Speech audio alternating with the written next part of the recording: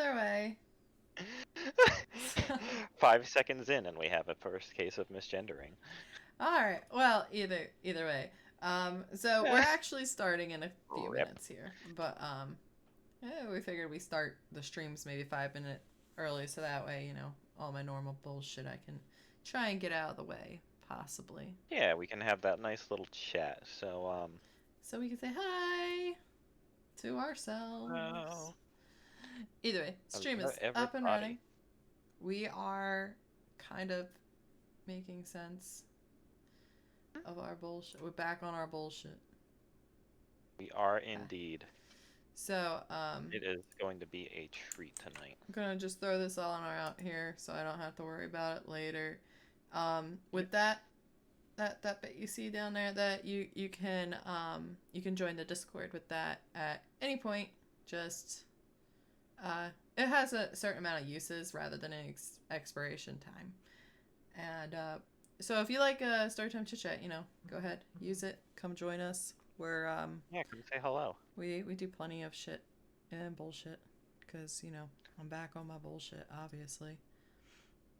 Should I make an announcement real quick in your Discord for people to hop in? I was about to yell at them, but I mean... Okay, no, go ahead and yell at them then. Not yell at them. Yell at them lovingly, that is. Yeah, well, obviously.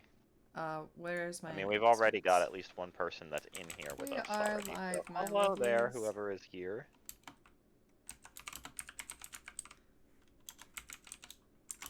For Storytime Chit-Chat. Woo! Enjoy the clickety-clackety. We'll be starting here in just a second. We actually start in 2 minutes, but figured maybe for once we'd start the stream. So we'd get our shit together and pretend that we know what we're doing. That is important. But so welcome to the stream. Hello. I just gotta do this stuff and things here. I don't know how people have all their shit together. I mean, but I've never had all my stuff together. Never once. I believe in you. I'm getting better at this, though. That's good. Alright. There we go. Oh, I forgot to do it at everyone. Let me annoy everyone more. Do it. At everyone. I I oddly appreciate that every time I start typing everyone, it's like, you want to @7, yes? Like, no. Specifically 7. No, I'm not trying to bother them specifically. I mean, I would, yeah. but they got a lot going on. Yeah, they do with their Rallyman Tarot and everything. It's kind of crazy. Man, I want to be like them someday. Funnily enough, it kind of exploded out of nowhere because I watched it happen. Yeah. Okay, Sorry, I'm like, I gotta go back to the thingy, so... anyways, okay. It's time to start for realsies. For realsies? For realsies. Okay, so... That's not the right document to have open. Rip. I have the wrong document open. It's time to start for realsy. Let me fuck it all up right out the gate. I have it open on the wrong screen. That's what happened. I'm so proud of you. Okay, so the outline is telling me I should greet my stream. I think I did that. But anyways, hey guys, welcome back for another Storytime Chit-Chat. This week we are discussing chapters 35, 36, and 37 of Souls Awaken. And boy, that's a lot. We're just gonna have so much fun. So, I got my music started. I don't know if you can hear it, but someone was watching my video in the house today, and I could actually hear it. So I was like, oh, okay, that's good. It's good to know that it actually worked. That is good. But anyways, so welcome to Hopeful Attempt. If you're new here, these are the Storytime Chit-Chat are the discussions of my story. You can read the entire thing for free at what's that thing called? Tapas and Wattpad. I say entire thing, but I mean all the chapters are currently posted because the entire story is not completely published yet. I edit as I go, and I post every Friday at least. Sometimes it's every Friday for Patreon, and then sometimes the free sites, they get like one chapter a day. So sometimes, you know, weeks get multiple updates. But Patreon, you can read ahead on. So, but anyways, we're gonna go ahead and hop right in to the chat. There we go. Hi up there. Oh, hello. Look, there I am. Hello There down you there. are. How are you doing? I'm good. This hand There's keeps a lot falling of off harm. the detection range for some reason. So I don't know what's going on with that. But, anyways. Oh, those fingers do weird shit. Anyways, so we're gonna just go ahead into chapter 35 of When Souls Awaken. It's titled Knowing Gods. My appearing characters for this one is Flora, Mr. Penders, Allura, and Rune. So, yeah, the wonderful sloth. So, anyways, there's no there's no god chat in this chapter. There's also no guns. Yeah, well, I mean, it's high fantasy, and yeah, there's no guns. There's no light bulbs either. Rip. Yeah, but I don't think there is. I don't know. Watch there be like an instance where I have a light bulb written in, and now I just a single light bulb. As a treat. Yeah. So, anyways, what about these? Oh, yeah, Crow's guns are now going to be. Oh man. I'm just gonna have to write a random crow with guns in the story now at some point. Just a really buff crow, like not even like a person named Crow, just an actual corvid. That's just got like their wings are enormous. You know, I'm half tempted to just throw a god in there that is just named Crow, and all it does is go around and flex on people. Amazing. just for Crow. All caps, yes. You know what, Crow? You know what? Just for you. Just for you. In the sequel, I will put in. I could put in a Crow team that likes to flex on people, because it would fit perfectly with the character that has them. It'd be hilarious. Oh my god, yeah, it would actually. Tal is just so much fun. I can't wait to get to her, but she doesn't exist yet. She hasn't been born yet.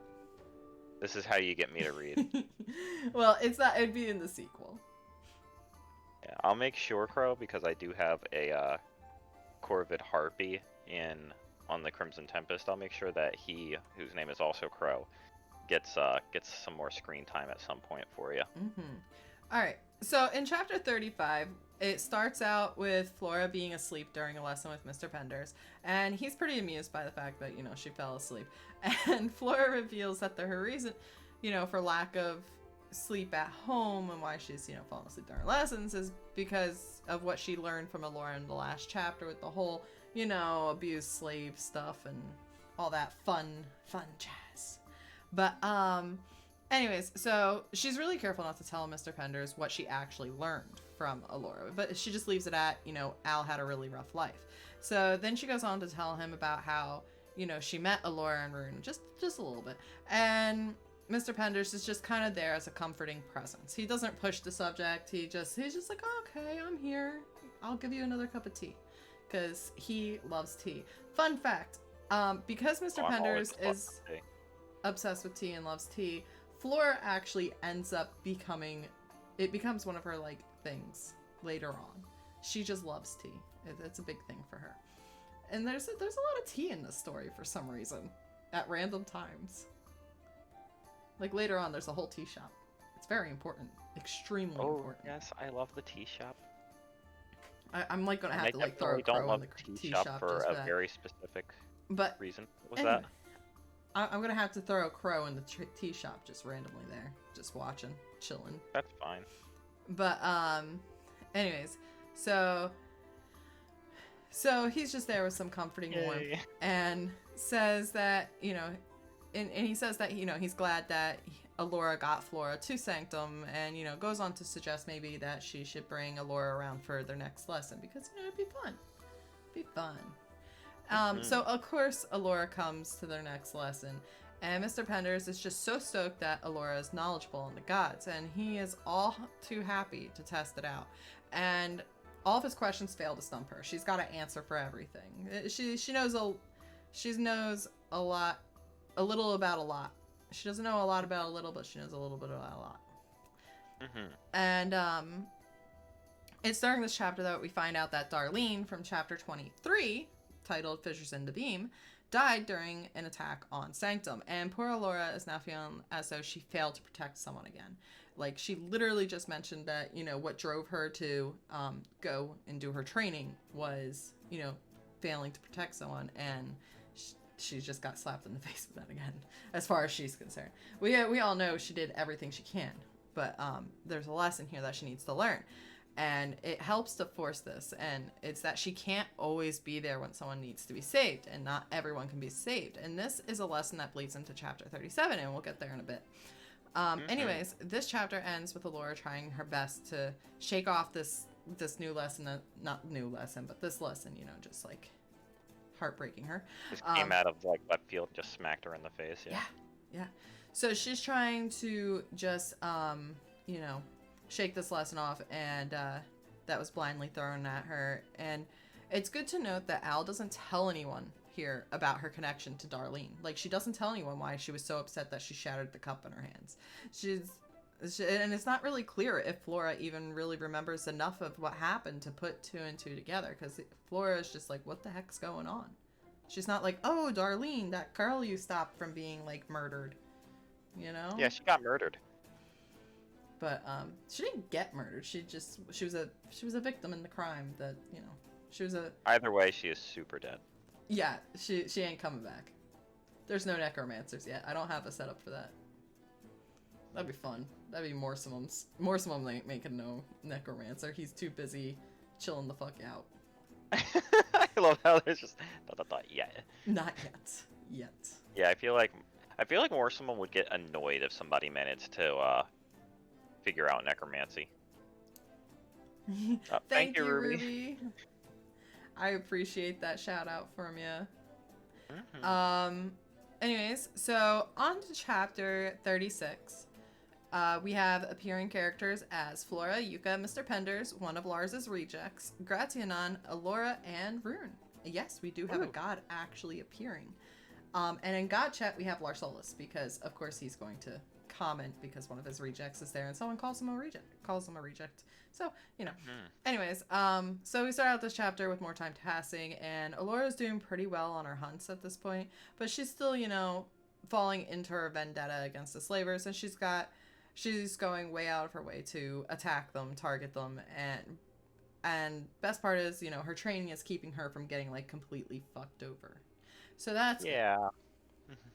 But I mean, it's showing that she has a lack of self-control that she needs to, you know, kind of address here. I mean, she's just going out of her way to eliminate these people. I mean, don't get me wrong, they're good people to eliminate, but, you know. But anyway, so after that little overview of Allura's progress, the chapter shifts back to focus on Flora. And she's, you know, got out of school for the day when Yuka spots her, and Yuka's, you know, quick to ask Flora to go to the cafe together for, like, a little date, because they're cute, and, you know, they're happy little lesbians together. But Flora is, you know, tired, and plus she's got a lesson with Mr. Penders, so Yuka gets a bit pouty about not being able to go to the cafe, and but she, you know, but then she asks, you know, she's like, maybe, can I come with you to your lesson? You know, spend some time with you there. And Flora's like, heck yeah. And Flora decides to impress Yuka at that point by slipping them both through the shadows together to reach the library. And guess what? It works. Yuka is impressed. She has, you know, praise for her and stuff like that. And it's a cute little moment. Anyways, the two head inside, and Yuka's a bit irked that when she learns that Allura got to go to one of the lessons before she did. But, you know, Mr. Penders is the #1 wingman, and he's like, oh, this is the Yuka? And it just cures the whole little jealous moment from Yuka, because, you know, she's like, oh, you talk about me? Oh, or whatever. I don't know.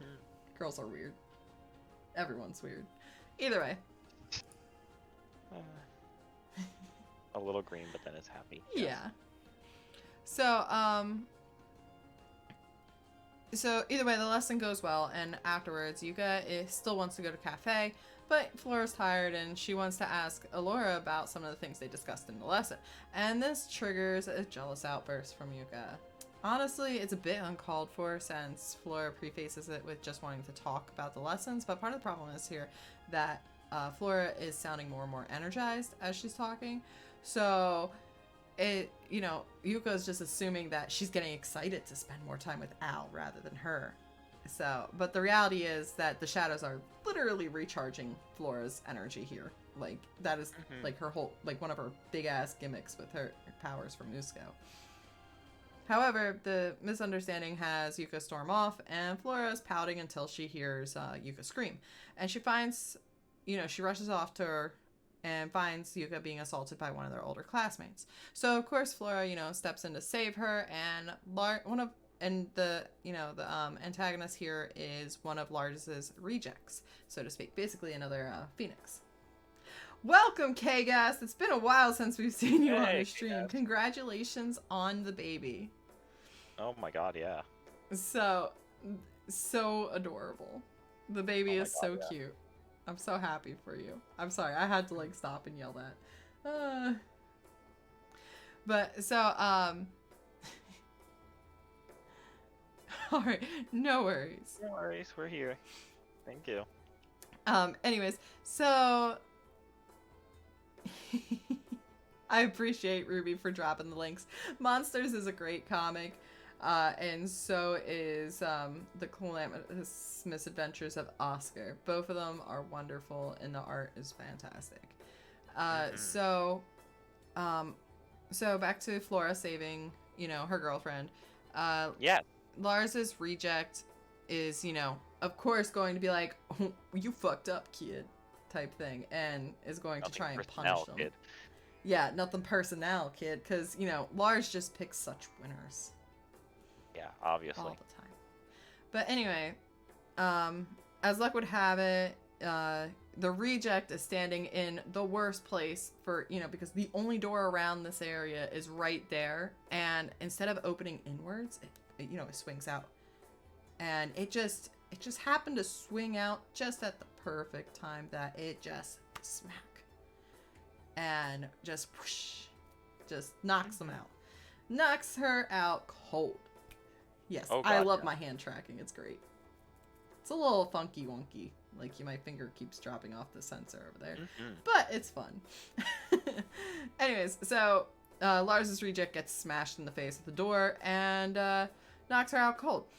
When, none other than Gratianon throws it open. Because, of course, it's the god of luck that, waltz into the scene and knocks out the baddie. So... It doesn't work very well.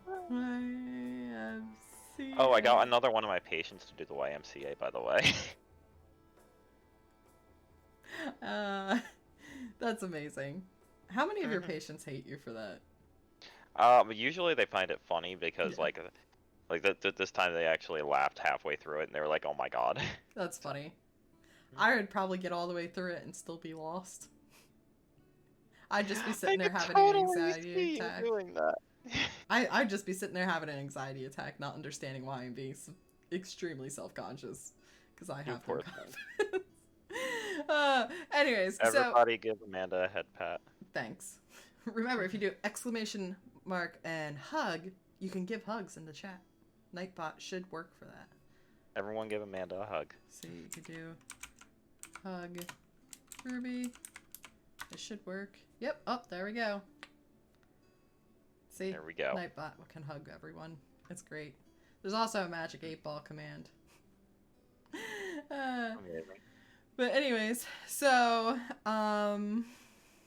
it takes him Gratianon a moment to realize what's happening because he gets a little distracted by the girl love that a little affectionate display between the two. It's just a hug. It's really innocent, but he gets distracted. But he's not really sure why. He's however, after a moment, he gets his shit together and he says that he's looking for Al, and Yuka assumes the worst, and he reveals that Al's been doing favors now. She's like, oh, she must be a whore or something. Oh my god. No, I'm serious. That's what Yuka thought. I realized this, but I'm like, oh my god, just Yuka will do this. anything, is trying anything basically to drive a wedge Bas- between them. yeah, basically anything to drag on her. Yeah. She wants to hate Alora because Alora is just so almost saintly when, like when Flora and stuff talks. She comes across like, it's like she worships her. So she tries to find anything to just bury that girl with. She's like, no, anything. Oh, yeah. She's super green. Oh yeah. And it should be noted that Gratianon isn't actually aware that Flora is Alora's Flora. Like, he's just like, oh, this random pink-haired girl. It's just, he has no idea that this is the Flora that, is like Alora's, best friend. And he is just that lucky to stumble across her in such a manner. Anyways, there's a little fun exchange between him and Flora where Flora thinks that he's just a kid playing pretend because, let's face it, Gratianon looks like he's 6. And to end this bit, Alora actually shows up. And if you're wondering why she shows up in this moment, it's because she felt the Phoenix's power as well as Gratianon and was like, what the fuck is going on over there? So, so they, had to rush over there. She had to go over there to see who was about to get murdered. So, and I'm sure she felt Flora's power there as well. And she's like, oh my god, what the hell? She felt a Phoenix and Flora. So yeah, that's a bit much to feel. And well, I mean, think about it. If she's sensing a Phoenix with Flora, her mind instantly goes to Axis. Like, but no, it's just some bitch that was trying to get. Aw, Ruby misses Axis. I miss him too. I really, I miss him too. Okay, I love him. But anyways, that's right. Ruby really what? No, go ahead. So, anyways, Alora takes a prayer that Gratianon has brought for her, and then she sends Flora and Yuka home before she takes the reject home as well, who's still unconscious, and she makes the teen's parents super aware that they are raising a predator. After this...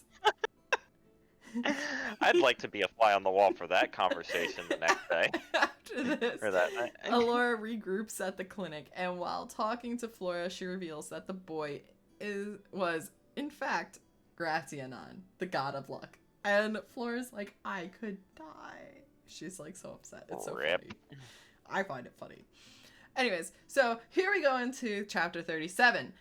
And I love this chapter. It was so painful. So, yeah. Anyways. Oh, yeah. She just does not believe him. But for chapter 37, this is titled "The Beam Still Stands." For appearing characters, we have the one Alora. That Ruby doesn't like. We have Alora, the enemies, the Phoenix Boy, the Phoenix Boy's parents, a Whisperfang, and Kuro. In the God Chat, we have Viserys, Asarior, and Rixacalis. So, first, I would like to say that this is not the last of the pain to come in the story, but it is definitely one of the harshest chapters that takes place. One of the most painful. And if it makes you feel any better, I cried when I wrote it, and I cried when I edited it. And, I mean, I've read this more than once to myself, and I've, like, each coming around, I cry again, just because yeah. Just a little bit, yeah. Okay, let's get started, though. So... Now, I want to preface this with, I'm not going to go into a ton of details about this chapter. I'm just going to highlight a few things because this chapter is a huge part of Alora's character development. So there is a lot of parallels to access throughout, and to see them more thoroughly highlighted, along with more comments to join, about the story. You can join my Patreon at the Mage tier to gain access to the commentary edition of When Souls Awaken. It's basically Storytime Chit-Chat on each chapter on specific scenes, lines, moments throughout every chapter of the story. So some of the comments are fun, others for insight, and some are about the original ideas and plans that I had when initially writing When Souls Awaken. It's interesting. So to start things off, I'm going to mention that the title of this chapter, this is what we're going to look at. The Beam Still Stands. This was your first warning that this chapter was going to be heavy and painful, because that title references chapters 18 and 23. In 18, Flickering Emotions, Viserys commented on Alora freaking out about Rune missing by saying, "The beam is cracked more deeply than I thought." And in chapter 23, Fissures in the Beam, it was about Alora struggling with the loss of Axis and her incessant need to save everyone but herself. And in 23, she saved Darlene, and in chapter 35, that's when you learn that Darlene died. So you see what I mean? It kind of bled into, this chapter. So those references were your foreshadowing that this chapter would end in failure as well. It would end in the same way that, the chapters it reference and stuff. So in this chapter, we have Alora answering a prayer for Asarior, the goddess of sanctuary, who is also Senecaro's wife. Remember that point because it's important. Alora ends up severely hurt in this chapter as she tries to save the boy that was taken from his home, and we can see when she finds him after getting free that she finds him after he's gotten free from the people, but they're right there. He's just like surrounded himself in fire, so that way they can't get to him. But he's crying. They're getting ready to shoot him, and Alora ends up taking an arrow for him basically. After she rips it out, and she grabs the boy and runs because she needs to get out of there from the threat to avoid the threat of smoke inhalation. In this scene, we find Alora speaking calmly and kindly to the boy, but everything keeps going wrong. Some of the parallels that I was talking about is to Axis is that the boy is a phoenix like him. He doesn't run like Alora told him to, because she told Axis to run as well, and he was like, what? He tried to stay there for her. And the biggest parallel, she couldn't save either of them. So at the end, only Alora survives, and she only does so because of Viserys' interference of guiding a creature known in the world of Vismundus as a Whisperfang. These are one of my favorite creatures I've come up with for Vismundus. They're interesting. Anyways, back to the trauma. Al's mission is failed but not finished, and she begins the journey of returning the boy to his family, and it's during this that the world seems to mourn and move with her. She does not make the journey alone, while Viserys' children watch over her during it.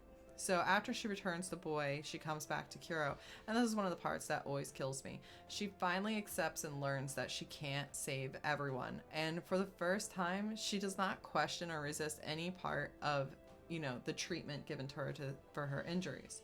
She is just so broken at this point, but Kuro is there for her. Now to circle back why it's important that this prayer came from Asarior, it is because she is Sanakuro's wife that Sanakuro did not lose his ever-loving shit over what happened. Because there was no need for Alora to be the only one to go on this prayer, And it's very possible that Sanakuro would have broken his pacifism even if it was any of the other gods, but he really adores his wife, and he trusts that she really believed that Al would be able to handle it, and he also doesn't freak out because of the fact that Asarior was sure to be like, look, the kid's not gonna make it. Like, she kept him up to date. She didn't she didn't spring anything on him like the other gods will do. So Sanakuro, in conclusion, didn't lose his shit. But, lots of interesting shit. It was a really heavy chapter, and you should really read it. I mean, even if you don't want to cry, you should go cry. Because it's cathartic. Crying is good. That's why I do it every day in the parking lot after work. So, the only question I had today, was, what was the name of the creature that Alora that saved Alora? That was a Whisperfang. So, if you do have questions, in regards to these last 3 chapters, throw them on the Discord. Once again, there is, oh, that's not the invite. Ha ha ha, I lied. I gotta scroll back to the top. Don't worry, Crow. It's a good cry sometimes. So, there's the invite to the server. If you have any questions, you could, throw them up in the server, and I'll either, for the, about these chapters, I'll probably answer them on there because they're, delayed. But otherwise, if not, I can always answer them on the next stream that we do. But besides that, so like, it's really funny because we still haven't gotten really to the part of the story that I had planned. Like, I know we're like 40 chapters, in just about, but it's at chapter. I thought I had it opened. Well, I don't. But it's this story, like, all the stuff I had planned for it starts at chapter I want to say 42. Yeah, sounds about right. So basically, actually it's 43. Okay. Chapter 43 was where I originally intended to start this story. So so you'll notice that after chapter 43, that the chapters, instead of being like really short, they start averaging about 10 pages long. But I mean, you're not going to notice it so much if you're reading on the free platforms, but yeah. So it's the whole childhood was not a planned thing at all for when Souls Awaken. It was supposed to start with 43. But I have a tendency of doing this where I'm like, oh, I'm totally going to start a story here, and then I write the entire backstory to the story because I wanted to do one thing or wanted to figure out one thing and have it straight for it, and I was like, fuck. So, that's what happened with War of the Dragons too, which is... Oh, and that one's even worse. Down the line. That's, oh god, yeah. That's like a couple hundred pages in before I get to my starting point. Anyways, so with all this wonderful shit, that concludes the part for when Souls Awaken, and we're gonna hop over to HippieGhost stuff, which is the Aphuanian Tales. Lots of fun, cool, nifty stuff. And so the Aphuanian Tales is a collection of short stories and from the world from the world of Desthia. Ha, I remembered. You did. I'm so proud of you. I always get thrown off because Aphing is the continent that these tales are taking place in. Yes, and Desthia is the world. So anyway, this is just a quick reminder to follow us on our socials, which is Facebook, Twitter, and Instagram. You could totally find us where we'll have the drop. You can see that yeah, she dropped the Ruby does a great job of dropping all of our links for us all the time, and make sure you like and subscribe because once, like for Tapas and Wattpad, because once we get on Tapas, once we get to 100 subscribers, we start earning ad revenue on our stuff, and it costs you absolutely nothing to like and subscribe on there. And also with Tapas, once I get enough supporters, you guys can just donate ink that you earn directly to me, and comment too, because comment, because I love it. It makes my day. Anyways, and that goes for both of us. HippieGhost currently does have ink unlocked for her story because of an event. Because I won a contest. Yeah, you did. Thanks, Ezra, for being such a interesting character to, yeah, that was pretty awesome. So I'll talk a little bit about that when all right, my time actually comes up. So and now it is your time. So here we go. HippieGhost. Oh, look at that. I have my own little screen there, and hello up there. How you doing? I'm doing good. How you doing? Oh, I'm doing good. I'm on top of the world. Or the Aphing. You're on top of my cover, actually. Ha. So anyway, yes. So yeah, I have ink unlocked, and the reason for that is because the first chapter of my newest story, the one that is updated this weekend, is updating again next week, Unrelenting Fate, actually won a contest about a lucky encounter. And in that lucky encounter, we have our main character, Ezra, who is running from a guard that he ended up pissing off because he kind of, made a your mom joke at him, and it didn't work out very well for him. I love Ezra. He's such a Ezra is a very good character. He means very well. He's a good person. He's been through a lot, but his big thing with him is that he doesn't know when to keep his mouth shut.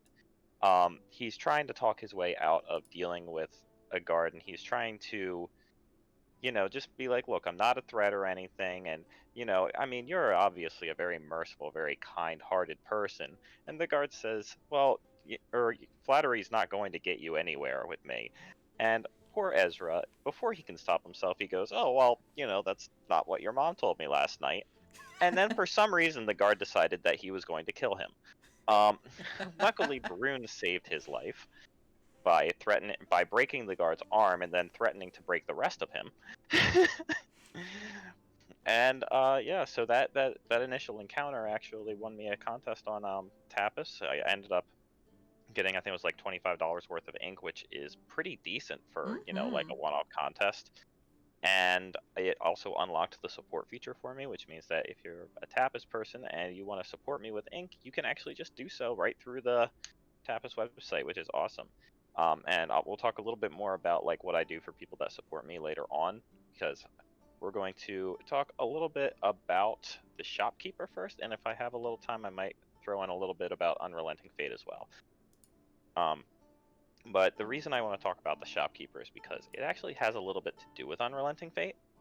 So the shopkeeper covers a character named Aaron. Now, Aaron is just a normal, average person that is stuck in retail hell. And all they want is to just get through the day, get home, relax, and just not have to deal with any bullcrap from anyone, including themselves. Unfortunately, Aaron has, I guess, a magnetic personality or just really bad luck, because it seems like everybody just wants to share their life story with them. This is inspired by my actual retail experiences and just dealing with customers and stuff. But what inspired it initially, when I first wrote it, was I was actually at a grocery store, and this poor customer clerk is sitting there just nodding along while this customer is telling them their entire life story. And I thought, wow, I've been in that position, where you just kind of go, hey, would you like a bag for that, sir? And they go, my mom died when I was 12. It's like, okay, well, thank you for sharing. So Aaron deals with that, and it's a very common issue that they have, and the shopkeeper was just kind of a way of exploring that experience. But a lot happens in the shopkeeper. Namely, there is an encounter with a character who is known as the Fell Wren. And oh my god, Amanda. I saw Crow's comment first, and then I looked up and I saw you just... I like to do hand motions. Sometimes I do the talking one when you're talking. I appreciate you so much. I try to make the stream fun to watch. Pansy. Hey. But yes, so yes, they have an encounter with the Fell Wren, who is a character who is getting their own story right after Unrelenting Fate, and who some of you might also remember from the incredible documentaries of Lady Farista. The Fell Wren is a very deep character and one of the first characters I've created. He has a very big role in the Aphuanian Tales, and so, this mention of him, it's not the first one we see, and it's definitely not going to be the last for his story. In fact, there's already hints at another appearance coming up. But in any case, so the Fell Wren gets very pissed off with a guard who is about to try to unlawfully arrest not unlawfully, but unjustly arrest a woman who is getting supplies for her daughter because her daughter's interested in practicing magic, but magic is illegal in that part of Athing. I want to see more of her story. You want to see more of her story, the daughter's story? Well, what a surprise, because that little girl might actually be very, very important later. Yes. Yeah, so one thing with my stories is, it's a series of stories, and each one is designed to be able to be read on its own without any issues. But they're interesting. It actually wasn't staged as the funny thing, Crow. She just did that.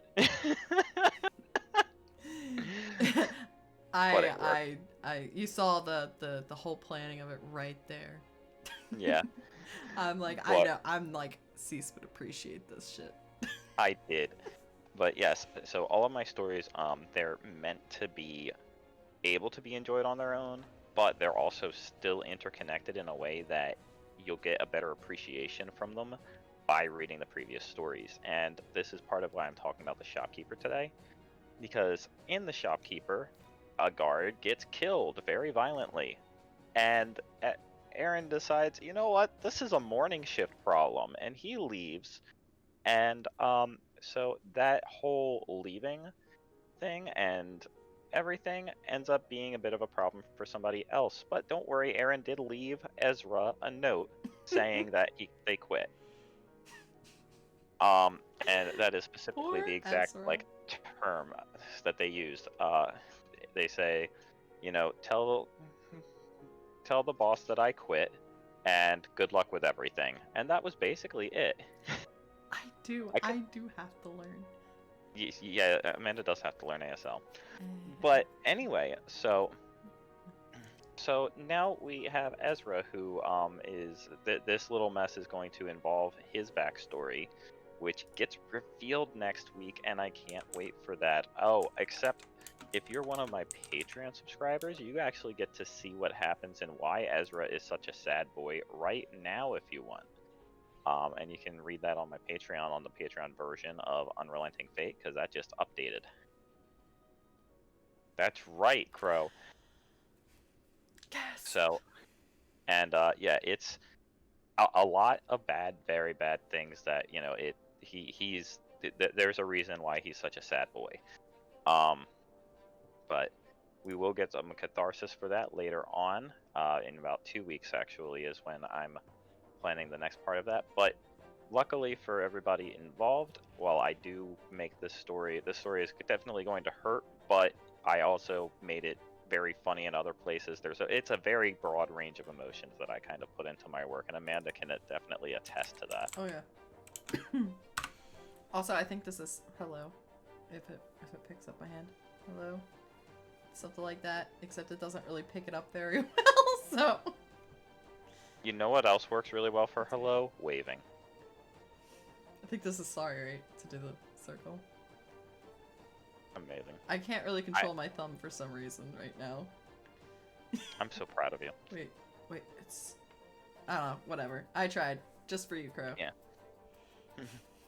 In either case, so, yeah, Aaron's got a very big, and I keep getting asked about Aaron because people really, I guess, enjoyed that character. They really relate to him. They really relate to them. Yes. Yes, sorry. Them, yes. Aaron is non-binary. But, you know, and so there was a little bit... So I wanted to kind of share a little kind of a teaser about it. I'm not going to read it word for word, but there is a story where he is going to have an encounter with the guard because, you know, the guards kind of want to know what's going on with this whole, hey, there's a dead one of us and you were on the shift. What's going on? So in the story right now, the very beginning, it opens up with Aaron making themselves a nice little breakfast, having a nice cup of tea, and the door opens. Or the door... someone knocks on the door. Yeah, someone knocks on the door. Thank you. So Aaron, you know, does the obvious thing and decides, I'm going to go and answer it. So they open it up, and there's a guard there, and the guard says, excuse me, but we have some questions for you regarding your, the store that you worked at. You do realize it was selling magic supplies, right?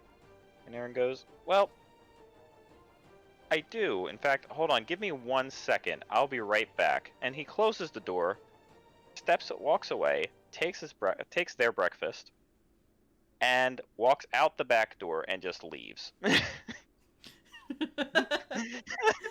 like, nope, this is not happening today. So that is the start of Aaron's adventure, which is a future Aphuanian tale that I will get to sometime after the Felren. But yeah, basically Aaron just, you know, shoves the door in a guard's face and walks out the back door with their breakfast because I went through the trouble of making my food. I'm not letting it go to waste. It's so Aaron wonderful. It is. So since I have a little bit of time, I will talk a little bit about Unrelenting Fate, if that's okay, Amanda? No. It's not okay for you to talk about your stuff during your time. Where did you get this idea? Of course you can talk about your stuff. Wow. All right, so, there's one thing I wanted to kind of touch up on, and it's something that people can look forward to. So recently I made a character quiz for the Aphuanian Tales, and I shared it on the Tapas I need forums. to I'm make planning one on still. making what? I need to make one still. You do. But I shared it on the Tapas forums and on my social media, and a couple of people took it, and it seemed like the character that people related to the most was the one I wasn't expecting them to relate to the most, and that was Elra Wildacogni, the captain of the Crimson Tempest, the Stoic captain specifically. And I wanted to let people know that if you really like that character or interested in that character, because apparently she became very popular, you can actually get a chance of seeing her, like, or more of her in this next in the story that we have coming up. You not only get to see a display of her power in Unrelenting Fate. Crow, you got Farron, which means that you need therapy. Yeah, But that's okay because you're gonna see Farron too. Farron appears in this story, or at least I'm planning on introducing him in I this got story, at least a little bit. I got Brune, so obviously I need more friends. Yes, you do. Everyone should be friends with Amanda because she's amazing at friends. Crow I has have therapy. therapy. You know what? Me too, Crow. But yeah, so actually that's one thing I have to say I find it really funny is that Crow got the character that I had based most off of, well, myself at the time. I mean, I've grown since then, it changed since then, but the character that I most related to was Farron, and he's a very sad boy as well, and we'll get to see why that is very soon as well. But yeah, so a lot of people were very excited about Elra, and I want to talk about her specifically because she's a character that I feel we don't really get to give as much attention to, both between our collabs and just in general. So Elra is my first psionic character, and so her powers are immense. Um, in fact, she regularly utilizes her powers in ways that would be seemingly mundane, but actually take a decent amount of effort for a normal Scion. She's just a very particularly powerful one. Um, her first display of that power is actually in Unrelenting Fate because Ezra doesn't keep his mouth shut again and pisses her off, and next thing you know, he's floating mercilessly in front of her and, is like, he can feel crackling in his brain because she's just like, this is what I can do to you. And then then she drops him because she doesn't actually want to melt him. But like even in this coming scene, like we're gonna see, things like her teapot just floating over to refill her cup for her, and it doesn't seem like it's taking any effort on her part. And that's because she is just that powerful of a scion. She's one of the more overpowered characters in my story. Um, along with Arya, but she is also very stoic, and she isn't motivated to have like the big hero complex or anything that some of my characters have. You know, it's fun that you bring up that overpowered point because it's like I'm like, who is the most overpowered character in my story? Honestly, at the moment, it changes as the story continues, but right now, it's Flora. It's the Yeah, pink-haired girl yeah, that the little is not a pink-haired girl fighter. that's gonna fight. Yep. She's the most Yep. overpowered. Yeah, I would say it's hard to say for sure who my most overpowered character is.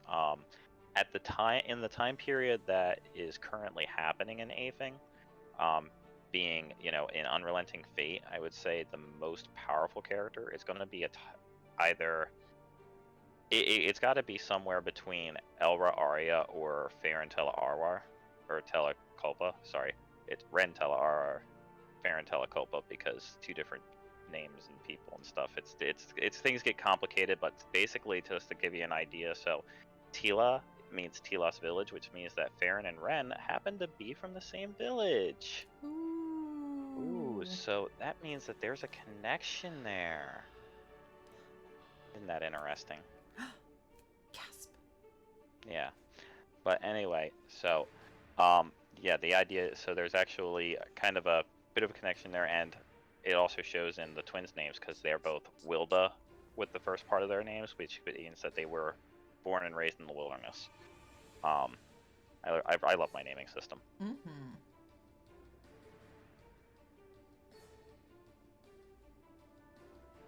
But anyway, that's all I think I had for my section because I don't have any questions, but I will gladly answer a couple if there's Yeah. anything that if anyone wants to drop any questions about Aphing or about Throw Miss any Mundus. questions you have in the chat. If it could be even about just general processes or where we post or anything really, we'll take any questions. We're not picky. You could even ask me what I had for lunch today. It was nothing. I don't think I had anything. Oh wait, no, I had a piece of jerky. There you go. That is not a lot. I wake up at lunchtime basically. I had a breakfast. Listen. Anyways. So, Listen. so while we still have you hostage here, not that we have any of you hostage, you can always leave, but please don't. Did I you have a middle meal? I mean, basically my dinner is my middle meal, so I haven't had my last meal for the day yet. Usually it's a bowl of cereal. I like my cereal. She does like her night cereal. I do. But anyways, so for the next content drop, so I had content drop yesterday and today. Chapters, what was it? 35 and 36 dropped. No, that was that's way back. 38 and 39. Yeah, sorry, I was looking at the wrong spot on my my calendar. But yeah, so chapters 38 and 39 dropped this week for free, while 41 and 40 and 41 dropped for Patreon. And so our next stream will be I believe we're going to possibly be playing Genshin Impact for fun with the waifus, because we haven't done that in a while, and I think it'd be nice to take a little break from Battle Block Theater. But so, and that will be on Wednesday at 10 p.m. and then the stream after that will be on Friday, and that will be the Oblivion stream. Yep. But anyways, I don't know why I keep saying but anyways, because that's my verbal stutter, I guess you could say. So, the next content drop will be 42 and 43 next Friday on Patreon for When Souls Awaken, and 40 and 41 next Thursday and Friday for Tapas and Wattpad. And yeah, that's so. And HippieGhost, if you want to cover your next content drop. Yes, so episode 13 of Unrelenting Fate is the next one that's going to drop on, that one's going to drop next week. Episode 12 released today. It's a much shorter one than normal just because the next one happens to be really long.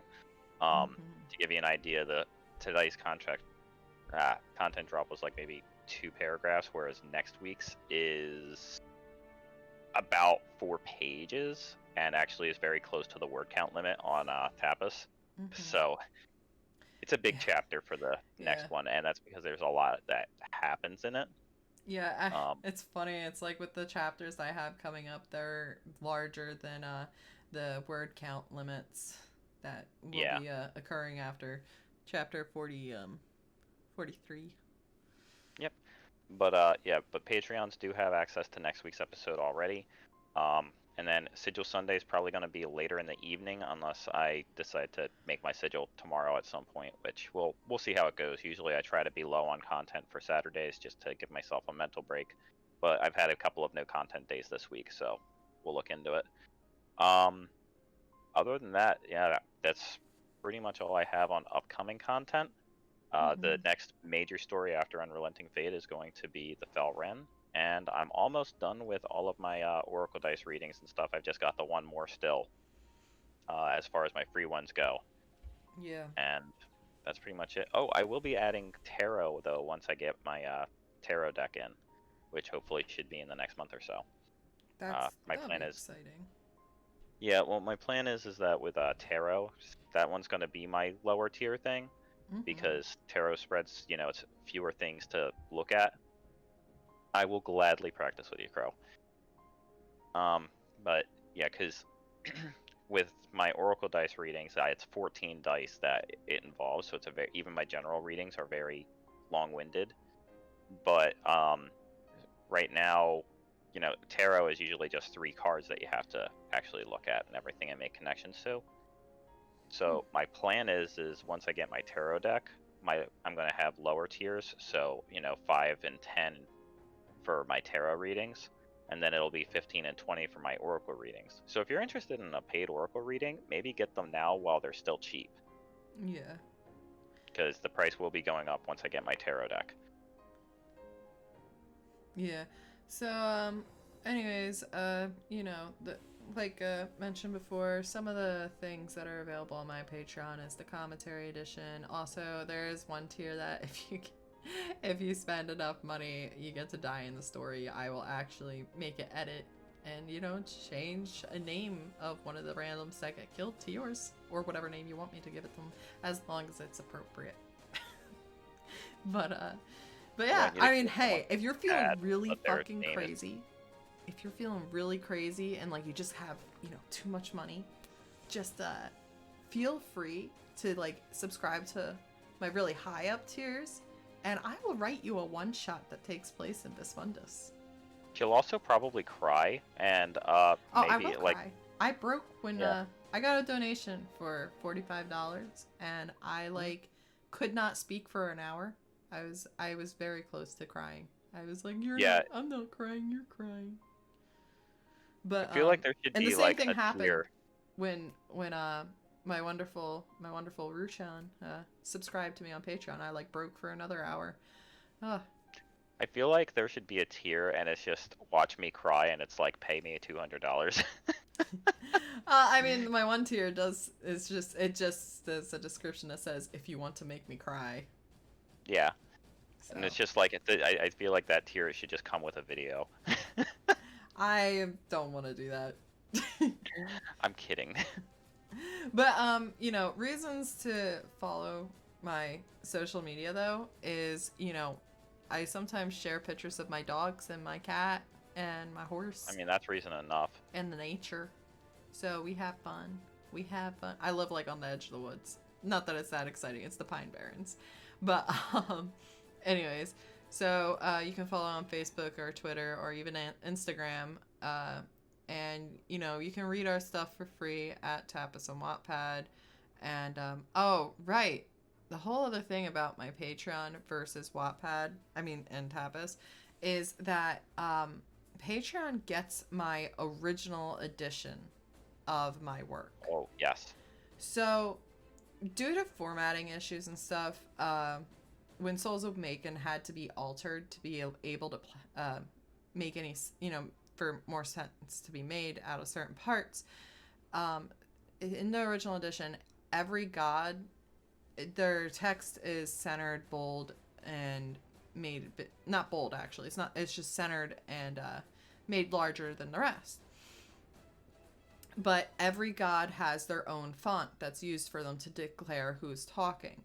So the god's chat is actually supposed to be a lot more mysterious than the free content leads you to believe, because you're supposed to find out who's talking based on the context of what they're saying and the font that goes with them. And I really tried to match these fonts to their personalities so that way, there was like more character to it.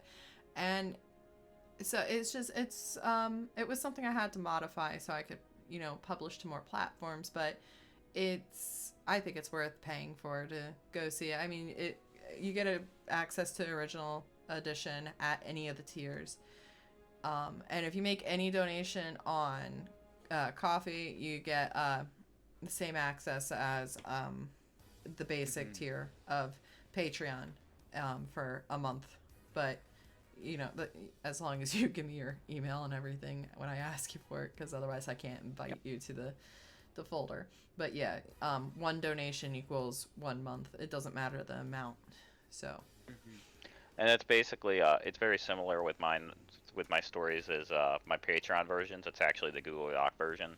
So just like in Amanda's case, you get the story as it was originally written and meant to be read. This is going to matter a lot more with the Fel Ren than with any other story, because that's when I start having to introduce different fonts to kind of convey different things that are going on, because that one, it's very intense, especially with the way that a lot of the magic and a lot of powers work in that one. There's the Fel Ren is a very powerful character. That is true. And it's a really good story. So really looking forward to all the stuff that has to come up. And also another reason to subscribe to my Patreon is you also have the original edition of Never in Silence, which is fully published on Tapas and Wattpad. You can read the entire thing. It's a tragedy. So, I mean, it doesn't have a happy ending, but the way it's written, it has 3 different narrations, and each narration is in a different font. They mingle well together, so it's just enough so that way you know it's the different narration, and it's interesting because you always have Rena's voices cutting into the mess and just throwing everything into chaos. But with in the near future, I'm going to start posting some other stories I have on my Patreon that are completed once I have their editing done. But they won't be released to Tapas and Wattpad until I hit certain milestones. But so that will be early release to Patreon and no scheduled release for anywhere else. But one is called Impetus Semitas. It's Latin. I'm gonna have to make sure that it actually says what I want it to. It's supposed to be like Infinite Forest or something to that effect. Either way, the story is about a person who becomes immortal. And it's a sad story, but it works out well. It's really short. It's only like 10 or 12 pages, but it's a good story. It's takes place in a different world than Bismundus, and it was just it was a fun little side idea that I had. But I'll be posting that to my Patreon hopefully sometime in the near future. And then the other one I have is the Life's Greatest Illusion Lost. The title is a reference to the Dark Brotherhood, because I love that fucking guild in the Elder Scrolls games. Because the door goes, what is the greatest illusion of life? And it's innocence, my brother, is the answer. So basically the title is pretty tragic sounding, because it is a horrible story. Because I write tragedy. Yeah. We actually had to do a collab so that way I could have one of my characters adopt the main character, because otherwise I was going to be very sad. Yeah.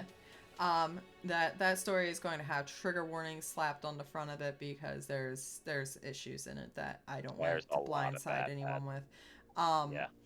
But that's another short story, but that takes place in one of my most developed worlds named Horeem, which is literally, I decided to take the word hope and dream and smash it together, and I got the title Horeem for the world name. But like, I actually have a map drawn out, races. I got like 13 different races in that story that I came up with for it, and some borrowed from other popular fiction and whatnot. So it's a lot of fun, and I do plan on I do plan on doing that more along the lines of, similar to Hippie, where it's a collection of tales, but everyone knows this character that takes place in Life's Greatest Illusion Lost. Her name is Osa, and she just ends up meeting everyone, and she has the most social anxiety. I should go. That's her catch. She says that more often than anything. After she's an adult, she's like, I should go. But that story that I'll have ready for her for Patreon hopefully soon is about her. It's her backstory. It's her life story, and it ends. The way it ends is actually the beginning of what is supposed to be like the major story that runs through Horeem. So it's pretty interesting. She ends up running in and meeting a lot of people, and I have another story that is like, I'm like 50 pages into, that takes place in Horeem with characters that are based on a handful of my friends, which include Hippie as one of them. Yay! That's me. And one of my founding supporters, Z, also has a character in it. And one of my other founding supporters as well. That would be Shadow. Yes. Not that he's ever on my streams. Rip. But he always says like, "How are you?" and he promotes me. So that's for Shadow, even though I know he's not going to see it. And that's also for all of you other people that will actually see it, like Ruby. When you come to watch just the rest of this later. Oh yeah. And Crow right now. I love you, Crow. All the feels. Love you. Give me hugs. Come on, it's okay. We're gonna hit you with all the feelings, Crow, but they're all good feelings. Yes, that's you, Crow. But no, I really appreciate having all my supporters. But okay. I'm just a distance hug, long distance hug. Socially distant. Socially distance. I'm gonna wave at you. There you go. Hi, Crow. Anyways, thank you everyone who's come to the stream and who's stuck with us throughout the entire thing and coming to watch it later. I really appreciate all of it. Be sure, if you like my writing, to bug your friends and your family to read it. Thank you, Ruby, because I know you already do that. And also thank you, Hippie, because I know you do that too. But I do it before you even post because I edit it. Yeah, no, I mean, but you bug your people to... Oh, yeah, all the time. Either way, special thanks to my Patreon and coffee supporters, which includes Cece, Kathy, Alex, Ruby, and Drell. You guys mean the world to me. You're making this possible, and thank you to everyone else as well. You guys you keep me motivated, and I really need that. But, yeah. So that concludes Storytime Chit-Chat. You got anything else you want to add there? Cease. No, I'm good. All right, then it's time to cease and desist. Wait. Okay. Is that the right way to say this? I don't know, but I'm hanging up now. Sure. Thanks Peace again, out. everyone. Love you. Toodles. Night night. Blomp blomp. Womp womp. Oh wait, and Jizzy Jazz. That last one was a little okay. It's a reference to the last stream. Watch it to find out what it is. Oh my god, I remember now.